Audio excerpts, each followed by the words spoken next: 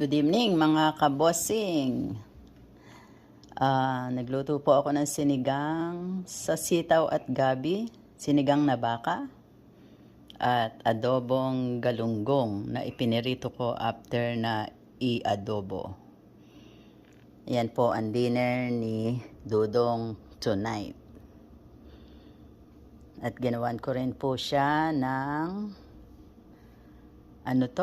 avocado na lalagyan ng gatas at asukal para sa dessert niya. Yan po ang healthy food ni Dudong tonight. Sana magustuhan niya ang luto ko. Dudong, kumain ka na rito.